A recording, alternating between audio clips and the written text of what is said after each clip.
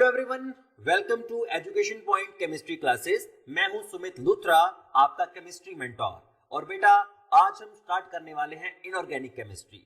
Inorganic chemistry को हम शुरुआत से बिल्कुल स्टार्ट करने वाले हैं और आज का हमारा जो चैप्टर है वो है क्लास 11th का चैप्टर, बेहद इंपॉर्टेंट चैप्टर, और उस चैप्टर का नाम है एस ब्लॉक एलिमेंट्स।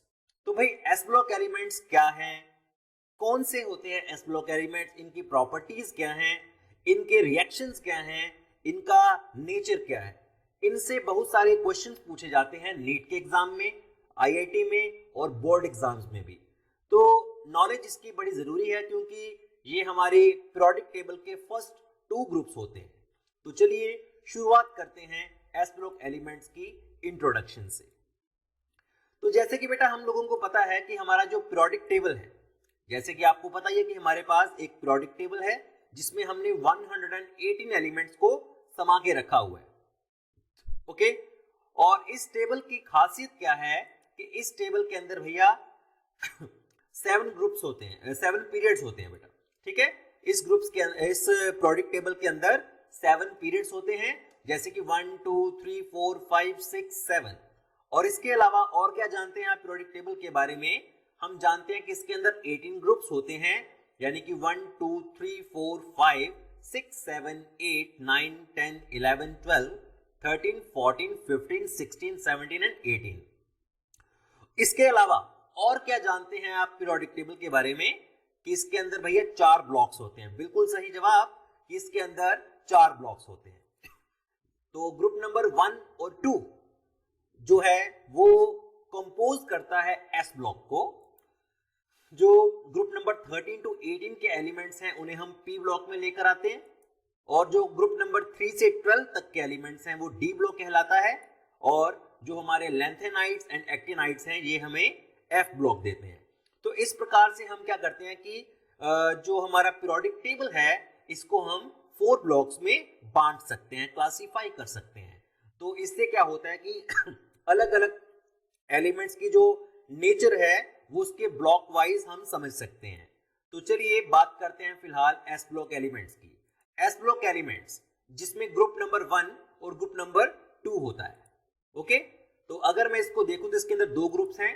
फर्स्ट है अल्कली मेटल्स, जो बेटा ग्रुप नंबर 1 है उसको हम अल्कली मेटल्स कहते हैं। इसमें लिथियम, ये बेटा लिथियम है हमारा। ठीक है, दिस इज द लिथियम, ये लाइटेस्ट मेटल कहलाती है, लाइटेस्ट मेटल। सोडियम, ये बेटा सोडियम है, इसको हम नाइफ के साथ कट कर सकते हैं, चाकू से काटी जा सकती है। इसके अलावा पोटेशियम, ये हमारा पोटेशियम होता है बेटे। ठीक है, पोटेशियम भी एक मेटल है। Rubidium, this is rubidium and caesium. Caesium photo electric cell में भी यूज होता है बेटे, सो दिस इज सीजियम। और ये है francium. Francium is radio active element. Okay, तो ये कंपोज करते हैं अल्कली मेटल वाले ग्रुप को, यानी कि ग्रुप नंबर 1। इसके अलावा अगर जो हम सेकंड ग्रुप की बात करें, ग्रुप 2, तो इसको कहा जाता है अल्कलाइन अर्थ मेटल्स। इसका रीजन मैं आपको बताऊंगा कि क्यों इसको अल्कली मेटल्स और इसको अल्कलाइन अर्थ मेटल्स कहते हैं, उसके बारे में बात की जाएगी लेकिन बाद में। इसके अंदर फर्स्ट जो मेंबर है दैट इज ब्रिलियम। उसके बाद मैग्नीशियम, तो देखो बेटा मैग्नीशियम कुछ इस तरह का नजर आता है। उसके बाद कैल्शियम, कैल्शियम मेटल। उसके बाद स्ट्रोंशियम, दिस इज स्ट्रोंशियम। उसके बाद है बेरियम, ये बेटा हमारा बेरियम रहेगा। और इसके अलावा दिस इज रेडियम, रेडियम भी एक रेडियो एक्टिव एलिमेंट है। तो ये बेटा हमारे 2 ग्रुप्स होते हैं, अल्कली मेटल्स और अल्कलाइन अर्थ मेटल्स। इन एलिमेंट्स को हम कहते हैं एस ब्लॉक एलिमेंट्स। ठीक है, तो सबसे पहले बात करेंगे अल्कली मेटल्स की। इनको अल्कली मेटल्स क्यों कहा जाता है?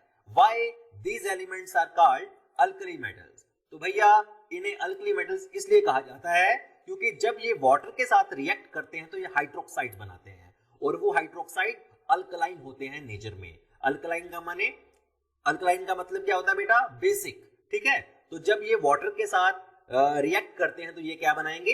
हाइड्रोक्साइड। और ये hydroxide are alkaline in nature. Actually these are very strong alkalis. और अगर मैं बात करूं तो ये है हमारे पास एक्टिनियम, ये एक्टिनाइट है, ठीक है। एक्टिनाइट की रेडियो एक्टिव जब हम करते हैं इसको रेडियो एक्टिविटी करवाते हैं इसकी, तो भैया ये क्या देगा हमें, फ्रेंसियम देगा। तो जो फ्रेंसियम है बेटा वो रेडियो एक्टिव से निकलता है, इसलिए इसको हम रेडियो एक्टिव एलिमेंट मान के चलते हैं। तो अगर मैं बात करूं इनकी अकरेंस की, तो ये अल्कली मेटल्स कहां कहां पर पाए जाते हैं, तो जो सोडियम और पोटेशियम है ये काफी ज्यादा अबंडेंट है। लिथियम, रुबिडियम एंड सीजियम ये थोड़े कम अबंडेंट होते हैं बेटा, इसकी मात्रा कम है अर्थ पर। और फ्रेंसियम जो है ये तो रेडियो एक्टिव है, ये रेडियो एक्टिविटी द्वारा ही निर्मित किया जा सकता है, इसको रेडियो एक्टिव के द्वारा ही बनाया जा सकता है। ओके, तो इसके बाद हम बात करते हैं कि रेडियो एक्टिविटी का मतलब क्या है। रेडियो एक्टिव एलिमेंट वो एलिमेंट होता है जो स्पॉन्टेनियस डीजनरेशन करता है न्यूक्लियस की, ठीक है। मतलब कि एक पार्टिकल होगा, एक सब्सटेंस होगा, उसमें से लगातार अल्फा रेज, बीटा रेज और गामा रेज निकलती हैं। तो अल्फा रेज का क्या मतलब होता है, हीलियम, ठीक है। तो जब हीलियम निकलता है एक्टिनाइट से, तो एक्टिनियम से, तो वो फ्रेंसियम बना देता है। ओके, तो इस तरह से बीटा और गामा पार्टिकल्स की भी लगातार एमिशन होती रहती है। इस फिनोमिना को हम बोलते हैं रेडियो एक्टिविटी।